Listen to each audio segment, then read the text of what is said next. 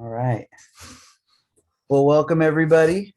Welcome all junior parents and a few juniors I see in here, class of 2022, to our junior parent night.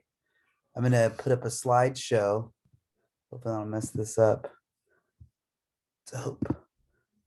And if Shauna or Lauren, if you can let whoever's in the waiting room and while I do this, that'd be cool. Ooh, I did it. Let's move this out of the way and then present.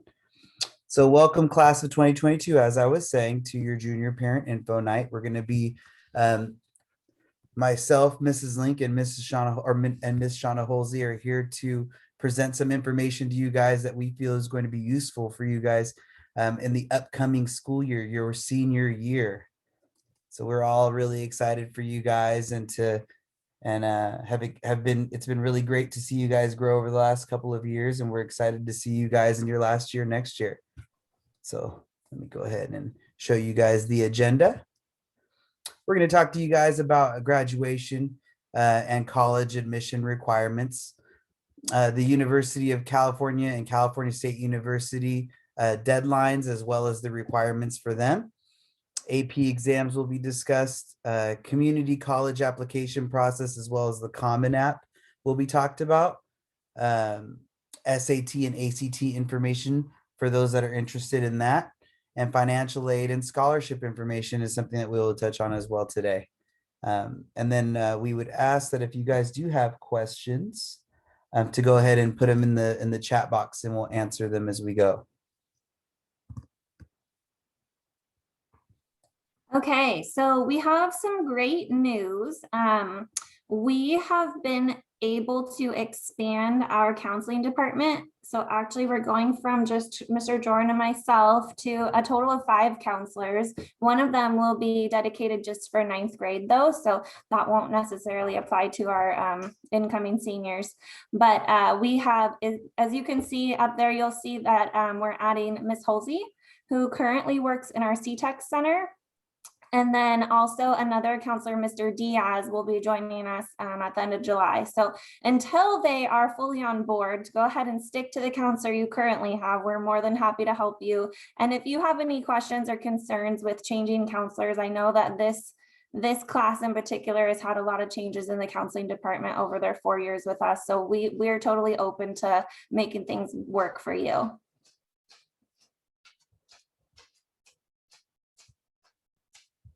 Next slide, Chris. Okay, so our senior class of 2022 has some different graduation requirements than they probably understood from coming in due to COVID-19. Our school board has extended the same flexibility to the class of 2022 that they extended to the class of 2021 and 2020. So instead of needing 3 years of math and 3 years of science, just 2 years of math and 2 years of science are required. They still need all 4 years of English. They still need all their social science credits, as well as their health, their 2 years of PE, and then that 10 credits that falls into like this or category that gets confused a lot of times. I hear students that come in and say, well, I have to have a foreign language. Well, for graduation, not necessarily, because it's in the same category as a fine art, which could be ceramics or a music class, or a CTE class, which is our shop classes and things like that. So those are all grouped together, and then they need 90 credits of electives. So they don't need any less credits than they would have. It just all fell down into that elective category to allow for some flexibility due to the pandemic.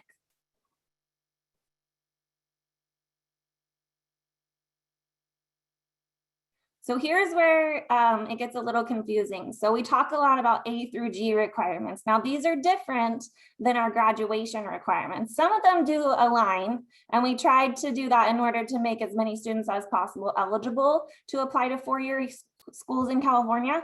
But they're a little bit different. So that's where that 2 years of a language comes in. So they want 2 years of a language other than English, and it has to be the same language. However, 3 years are recommended. So if you just start at the top, the A category is history. So 2 years are required in the history section, which our kids generally get in world history and US history. They get their 4 years of English they have to have for graduation anyways. Now the math is where, under normal circumstances, we do require 3 years of math. And so they would already be eligible, but due to the pandemic, that's a little different now. But for A to G, 3 years is still required, and they prefer 4. They need 2 years of a lab science minimum. So that's usually our biology and chemistry. And then we recommend that they take that 3rd year, which would have been required for graduation under normal circumstances.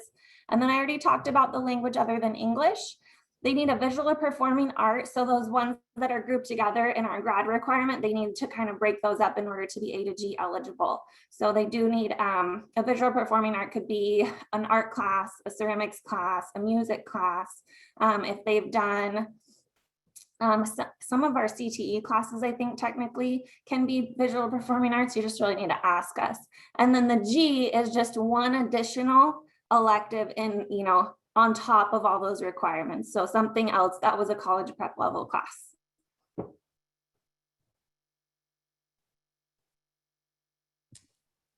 SAT and ACT. So we're going to talk a little bit about the testing that was the norm. In order to get into a 4-year college, you needed to take at least one of these exams just to be eligible. I'll talk a little bit more on the ACT next. As far as the SAT goes, just know that students will not need to take an SAT or an ACT in order to apply to a 4-year state or university school in California. There are still some private schools outside of the state that are looking for an SAT. You can register for that SAT on collegeboard.org. These are the costs for the upcoming school year. It'll be $52 if you choose just to take the math and English assessment, and it'll be $68 with the essay as well. The SAT fee waivers, if you were on free or reduced lunch or any special programs, or meet the eligibility requirements for a fee waiver, which you can find out what that is on collegeboard.org or meeting with the counselor. They are good for 2 exams. There are also single subject SAT exams, which are pretty useful for students who are applying to very specific programs. Let's say like a pretty impacted engineering program, they want to take the math single subject exam. They are able to do so. There are special accommodations. You do just need to let your counselor know, because we go into College Board and are able to help you guys get registered with some of those accommodations. They are able to do quite a few of them, actually, including a longer amounts of time and some modified tests within the exam itself. The ACT, I always used to like to say, people would always be like, what's the difference between the SAT and the ACT? I like to chalk it up. The difference is like Coke and Pepsi. They're both great. They both offer something pretty similar. They're checking for aptitude within the students to see how successful they're going to be within college courses moving forward, going into college. You can register for the ACT on act.org. The cost is $55 for just the exam, and then $70 with the exam with essay. There are ACT fee waivers, and again, there are special accommodations within this as well. The ACT,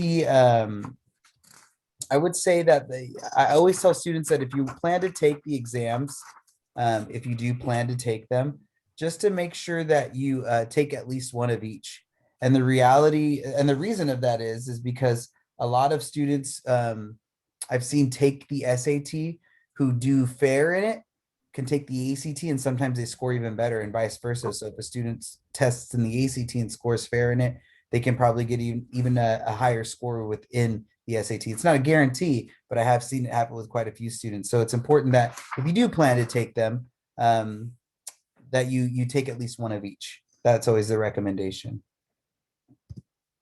ASVAB.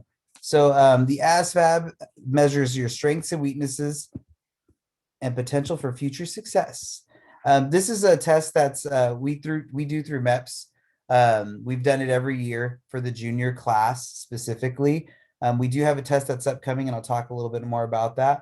But it provides you with career information for various civilian and military occupations. The thing that I want to point out to this is that it's always been that the ASVAB is just for students thinking about joining the military. But there's a huge occupational piece within it where you can kind of just explore what are the things that I could be strong at, what are the things that I could enjoy, and it can pinpoint some pretty serious some new viewpoints on occupation for our students, and kind of give them some new goals, even if I may say that. It's an indicator for success in future endeavors, whether you choose to go to college, vocation school, or a military career. This is why we really have all our juniors take it, just so that they have an idea of A, what is on this exam, and B, it shows them something beyond just what the military can provide them, what other opportunities are there that are out there. Our exam is May 19th, 2022. It's free. I have it scheduled for all juniors. I'm trying to work out the logistics still. We might. That's 2021, correct? Oh, sorry. Yeah. We are offering it 2021. this year. Sorry, it'll be in a year. No, it's coming up. It's this school year. Sorry, it's because of your graduation year. I put that on there. So it is free. If we're gonna discuss a little bit more, probably coming up in the next week or two, to see how we want to break it out. And if we do need to push it for the next school year, we will do that as well. And that's something we are discussing with MEPS currently. But as of now, it is May 19th, 2021. Thank you, Lauren.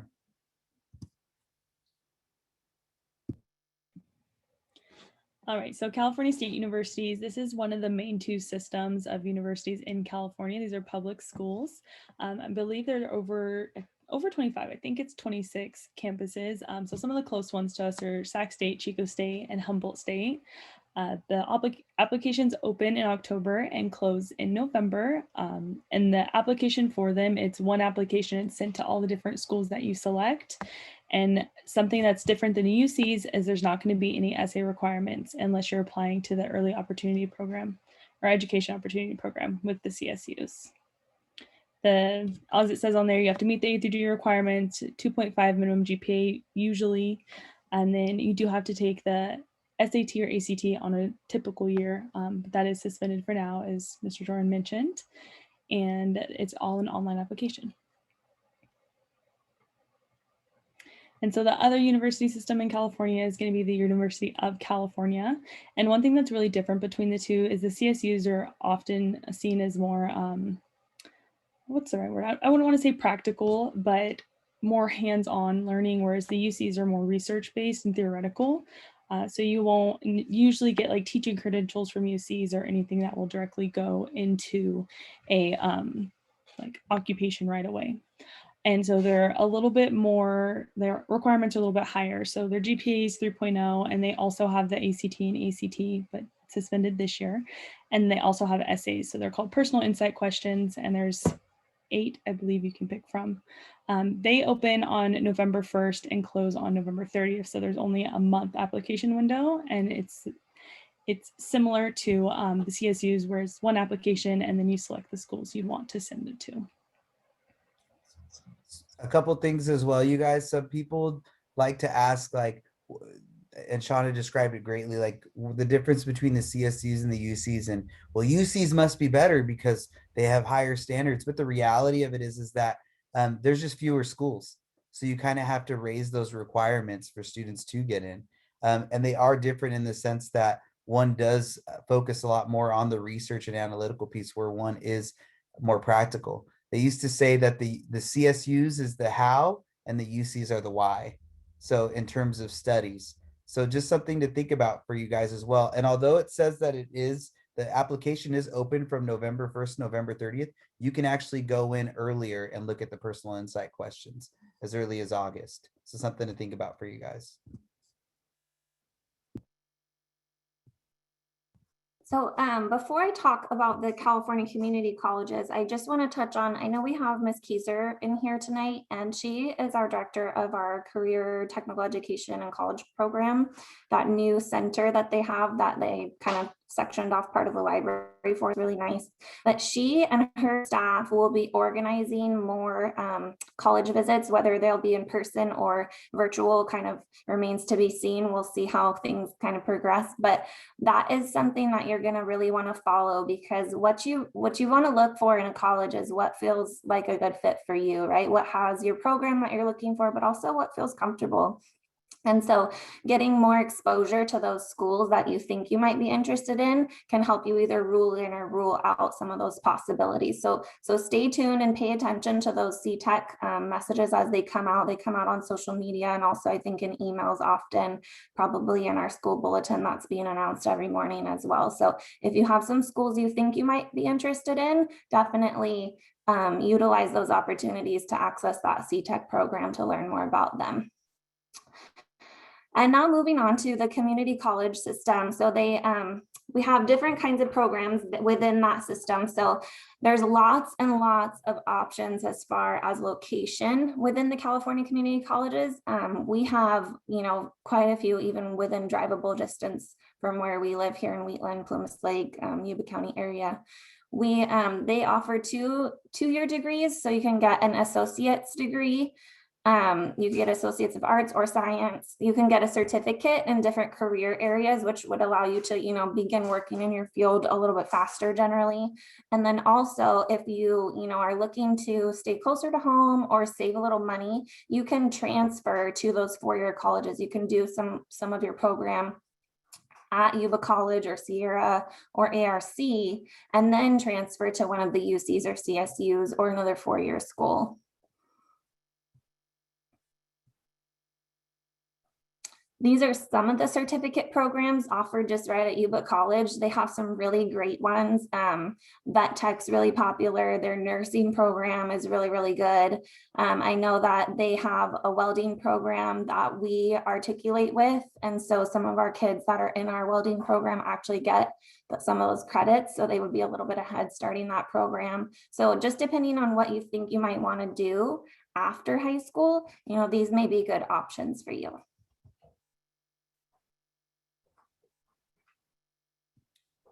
All right.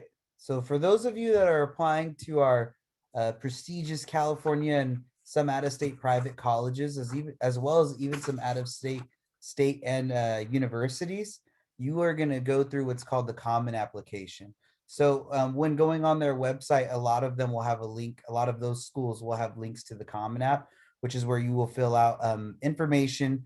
And there's going to be stuff that you guys are going to need from us. It's pretty similar to some of the colleges have some similar requirements to the UCs and CSUs, while some of them have completely different requirements where they either don't require a GPA or require an even higher GPA. So what do I need in order to make sure that I can complete this application? Well, you will need a transcript, and a lot of this you can request through the actual application itself. Once you put your counselor's name in and our email, they'll actually forward a lot of this information to us where we will fill it out on our side.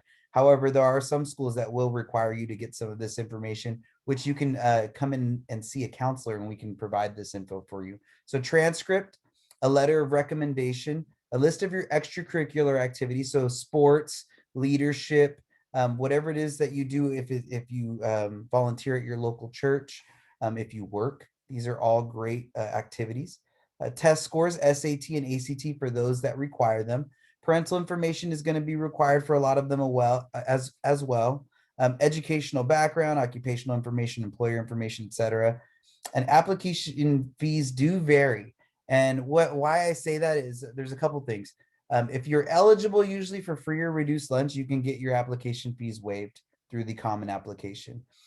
Also, there are some colleges that will cost $100 to apply to, and some $50, some $75. It just depends on the school that you're applying to. As far as private schools go, I would say this. Private and out-of-state schools go, I would say this. If you want more information, schedule an appointment with the counselor or just come in and see a counselor and we can explore them together. We have a ton of information on California schools because we're California high school counselors. We don't have all the info in our mind about a school like in Florida or in Texas. But if you come in, we can explore those options with you, make some phone calls, and gather the information with you. So don't be shy. If you do plan to apply outside of state, don't worry, you're not hurting our feelings. Our goal is just to make sure you're successful. So stop in for that. The California College Promise. So this is for students who are applying at Yuba and Sierra or AR or any of the California community colleges. Here's what I would say. So I'll talk about this first, and then I do have something to note on it. Free tuition for, I put 2 years on here because that's been the trend the last couple of years, is that students that still meet the qualifications are eligible for the second year to receive the tuition waiver. However, the first year is guaranteed as long as you are a first-time college student, must be enrolled in 12 units, and must apply for a FAFSA. Now, here's the other thing. Our students within our district belong, quote unquote, to Yuba College. So they get first dibs there as students at Wheatland Union High School, as well as the surrounding high schools as well. That doesn't mean that they can't go to Sierra College or ARC, but Sierra College and ARC have students that are fall within their parameters that they have to take first before they could take our students for that free tuition and fees. So they have like almost a quota of people that they can fill within that. And then if anybody on the outside comes in and they have room, they will allow them that. But as our students will have this for at least Yuba College. So just be aware of that. I've had some students this year that ran into that, and we were able to communicate with the college and go from there. But just something to think about. And next school year, in the fall, we will have what's called a Cash for College. Cash for College is ran through the California Student Aid Commission.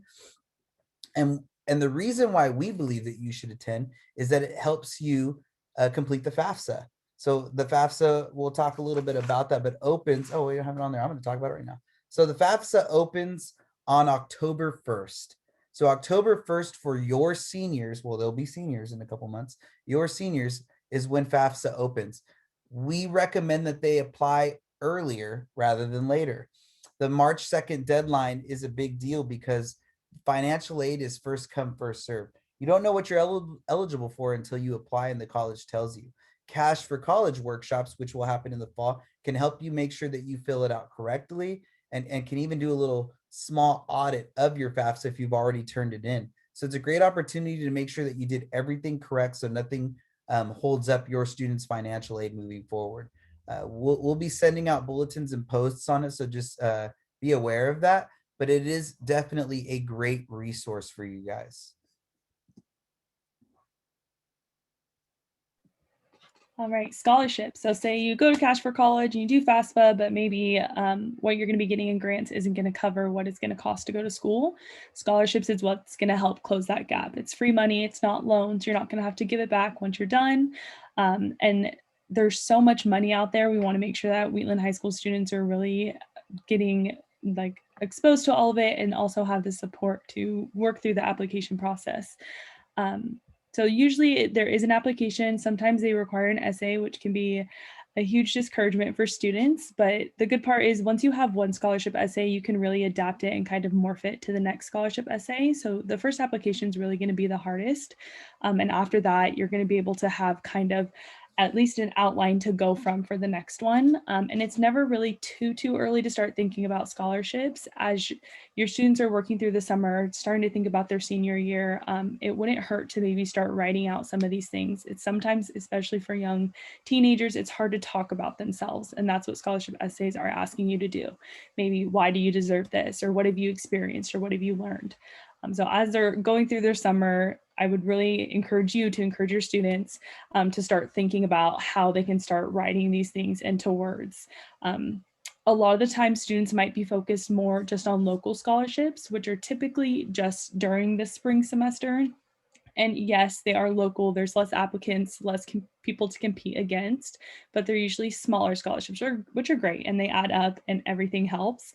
But there are some big scholarships in the fall that a lot of times students kind of look over and they're like, oh my goodness, the deadline is 2 days away and I have to write 2 essays or something like that. But these are scholarships like the Gates Millennium and the Dell Scholarship that could potentially pay for a student's entire college career. And Wheatland does have a ton of support for students from the College and Career Readiness Technician, Heather McHugh, who will completely, we joke and say she's the scholarship queen. It's not really a joke because she is, but she is there to really help students through every step. And we also have many academic technicians as well as the counseling team to kind of help students through all of this. So yeah, you should never have to pay for a scholarship application. If something's asking for your like credit card information or anything like that, it's most likely going to be a scam. So avoid those. And I would say to encourage your students to start looking at what scholarships they want to apply to now. Maybe come into the CTEC Center and talk to us about scholarships just so they can kind of get a list of deadlines going and they can really prioritize which ones are coming up soon. And there's a ton of different ways you can find scholarships as well. So there's websites like scholarships.com, chegg.com, Scholarship Monkey, College Board. But Heather McHugh, the College and Career Readiness Technician, also keeps a list of scholarships specifically for Wheatland High School students. So there might be more local ones on there as well. And there's scholarships for everything. It's not just for students going to four-year universities or even a community college for 2 years. That's also tech school, or if you have a specific interest, you want to work on a project, there's probably a scholarship out there for it. And if your student or you are like, I have no idea how to navigate these, we're always here to help. So there's a ton of different ways to make it easier. And like I said, come to the CTEC Center or the counseling team, and we're here to support you and your students through all of that.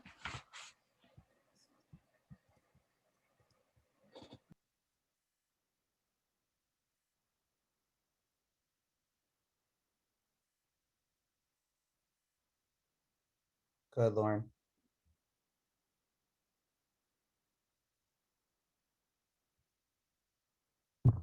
So there was already a question about how many letters of recommendation should I have? How many do I need? So here's kind of the guidelines that we like to talk about with kids. So what we want is you're going to want to ask maybe a teacher, a community leader you've worked with, your counselor, somebody who's going to say really nice things about you, right? And you're going to want to give them time so that they can say really nice things about you. And what you're going to do is give them kind of a brag sheet. We have a couple copies you can use. If you just Google brag sheet, it'll ask you, you'll see some different kind of worksheets that you can fill out just to give that person some information about you that maybe they don't know, or they might not remember, that you want to make sure is outlined in those letters or highlighted in those letters. So what you might want to do in college, what your career goals are, how you have overcome obstacles. All these are really important things, because when colleges are looking at you as a potential, member of their community, they want to know who you are, right? Who is this person who's applying to our school, and how can they add to our community in a positive way? So what we'd like to say is, it's good to have I would recommend maybe 5 or 6 letters, so that you can kind of pick and choose depending on if you are using it for a scholarship application versus a college application. You can kind of tailor that to fit what you're trying to achieve. And then also make sure that you send a thank you note to whoever writes those letters for you, because it is time consuming. It takes up a lot of time, but just a quick thank you note to say, hey, I really appreciate you supporting me in achieving these goals. It really means a lot to those people.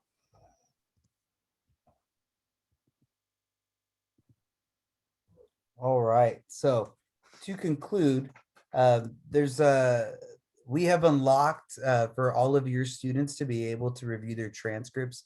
In the past years, in order for a student to be able to view a transcript, they would need to come and get a printout from a counselor so that they could take it home to their parents and review it. However, under your students' areas, they should have an academic bar on the left-hand side, and within that is their transcripts. Now, when you're looking at it, it's not going to show you a printout like what we have, but it will give you the GPA as well as the grades that they've achieved within each semester, and an overall GPA should be listed on there. So in looking at that, something that your students can do, we keep track of the students at Wheatland, but if a student has a question about their transcript or is worried about some classes that they've taken in the past, it's a great opportunity for them to look at that transcript and say, am I on track for graduation? Do I have all the classes I need for A through G? And also make sure that all your personal information on there is correct. There are times where there's either a misspelling a change of address, a name, or any kind of information on there that we need to change, it's a great opportunity for the students to come in and let us know. So do you guys have any questions? I know there was some in the chat. There was a really great question about service academies. That's something I would say in the last couple of years has come up quite a bit. It's allowed us to start focusing a little bit more to get more information on those academies. Specifically, ones that we've worked with in the last couple of years are the Air Force and the Army. So we had a student, I would say, within the last year and a half, whose parent was one of our teachers who got into that academy. And we have resources on how students are able to get into those programs. And that's information that we do plan to put out to the parents. But if your student specifically has a significant interest in that, please have them come in and chat with us, and we can set up a plan to get them moving on that, as well as the scholarship piece of it. Any scholarship that's sent our way. Oh, that's awesome. Oh, sorry, I got caught up in the chat. Thank you, sir. We appreciate that. We will definitely be reaching out to you because we could use every connection that we need that we can use right now. But yeah, it's been a pretty cool experience to learn all of this information, and we really do look forward to learning it a little bit more. But if you have any questions, this is your opportunity. You can unmute yourself and just give us a question if you have one, and we'll be happy to help you guys out right now. Otherwise, you could type it in the chat and wait a couple minutes. And if not, then you may have a wonderful rest of your evening. Chris, can you go to the next slide just so they can see our contact information? Ah, I didn't print that slide out. Look at that. So like I said, through the end of this school year, we remain, counseling remains the same, status quo. We do have some changes coming, but like I said earlier, I know that this graduating class has had a little bit of a revolving door of counselors. So if you had any concerns with that, just let us know and we'll accommodate you the best we can. Your students are very important to us. We definitely want to make this upcoming year, as students would call, epic as possible, and make it fun for them, but also be there to guide them as much as we can and help them. Do you know how to access transcripts on the Aries app? I know that we set it up to be under, it should be under academics on the left side. We checked it. I checked it earlier this month. I might have a student come in. It should be on that left side under academics. I'm looking right now on my parent Aries to see if there's